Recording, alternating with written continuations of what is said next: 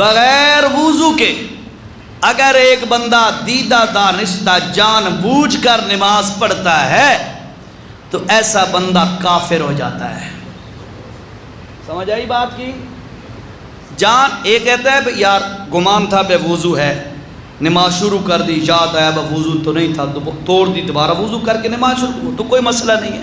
نماز پڑھ لی بغیر وضو کے، پتہ نہیں تھا، یاد آیا بھائی یار میرا تو وضو تھا نہیں تو میں نے تو نماز پڑھ لی، دوبارہ جا کے وضو کرے نماز پڑھے، کوئی حرج کوئی نہیں ہے۔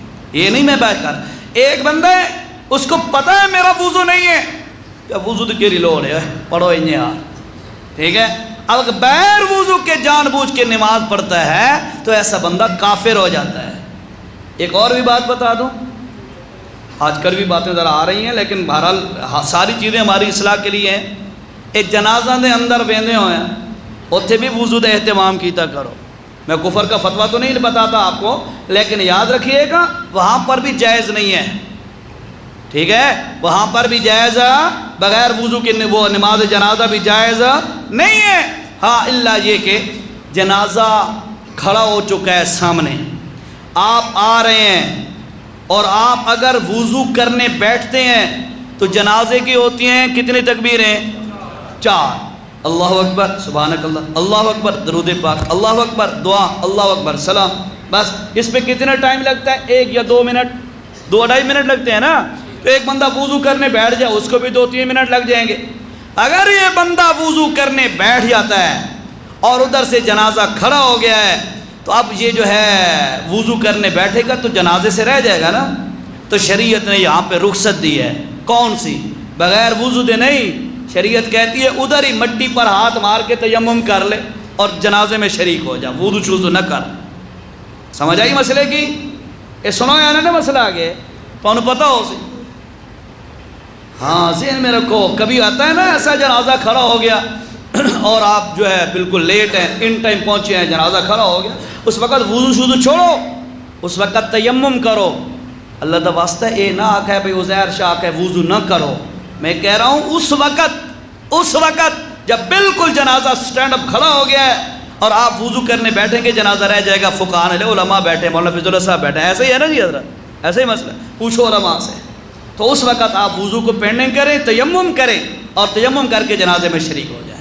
بہرحال ٹائم اصل جو مقصود تھا حضرت عائشہ صدیقہ کی بات بتانا وہ تو اب پوری ہو نہیں سکی، چلو کوشش کریں گے اگلے جمعے پہ کچھ نہ کچھ اس کو ٹچ کریں، لیکن ایک بات آخر پہ سن لو 1 منٹ، وہ یہ ہے کہ حضرت عائشہ صدیقہ رضی اللہ تعالی عنہ کی وجہ سے تیمم کی آیات اتری، اور عائشہ صدیقہ کا اللہ کے ہاں کتنا بڑا مقام ہے کہ اللہ نے وضو والا قانون تبدیل کر دیا سفر کی حالت میں، عذر اور مجبوری کی حالت میں، اور بتا دیا لوگوں عائشہ صدیقہ یہ کوئی عام عورت نہیں ہے، یہ بتا دیا لوگوں کو۔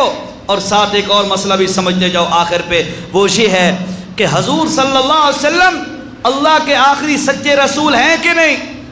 بولو، اللہ کے آخری اور سچے رسول ہیں؟ ایسے ہی ہے، صحابہ کرام اللہ کے سچے ولی ہیں کہ نہیں؟ ایسے ہی ہے نا۔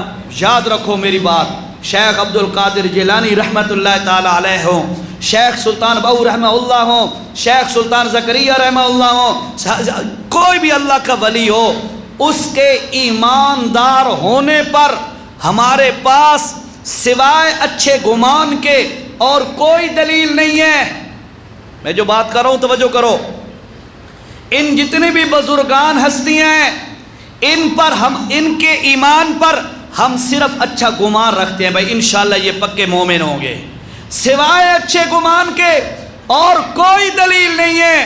لیکن صحابہ اللہ کی ذات کی قسم ہے وہ ہستیاں ہیں جن کے ایمان پر قرآن میں سینکڑوں دلیلیں ہیں، قرآن گواہ ہے، اے پکے مومن ہیں، یہ کامیاب لوگ ہیں، یہ ہدایت یافتہ ہے، ان کی ایمان میں شک کی گنجائش نہیں۔ اور قرآن میں تو یوں کہہ دیا گیا، اگر کوئی بندہ بھی اگر مسلمان ہونا چاہتا ہے فَإِنْ آمَنُوا بِمِثْلِ مَا آمَنْتُمْ بِهِ، ایمان لانا چاہتا ہے تو سن لو میرے صحابہ کے طرح ایمان لائے گا تو تب جا کے وہ بندہ مومن بنے گا، صحابہ کی طرح ایمان نہیں لائے گا تو وہ ایماندار بھی نہیں ہوگا۔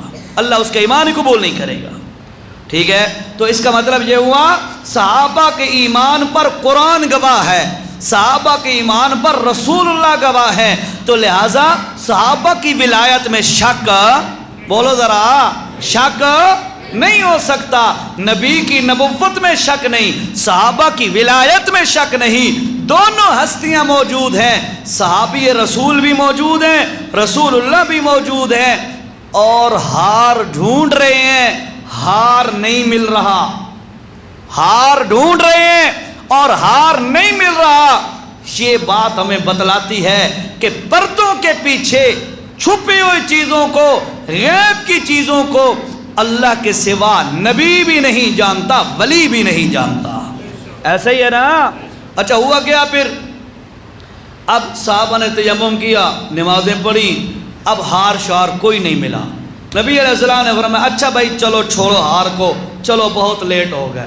جو ہی سواری پر عائشہ صدیقہ کو سوار کیا, صحابہ سوار ہوئے, اونٹنی کو اٹھایا, چلنے لگے تو اونٹنی کے نیچے پڑا تھا ہار.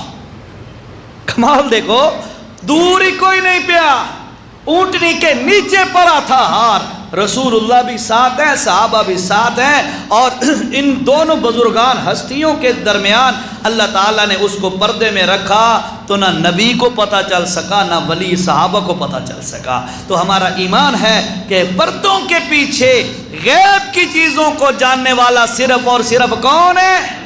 ایک اللہ کی ذات ہے. اب عائشہ صدیقہ کے بارے میں لمبی چوڑی باتیں کرنی تھیں, لیکن اور ٹائم پونا گھنٹہ ہی ہوتا ہے, ٹائم مختصر تھا. انشاءاللہ پھر کبھی بات کریں گے. جو کہا اللہ اس پر عمل کی توفیق نصیب.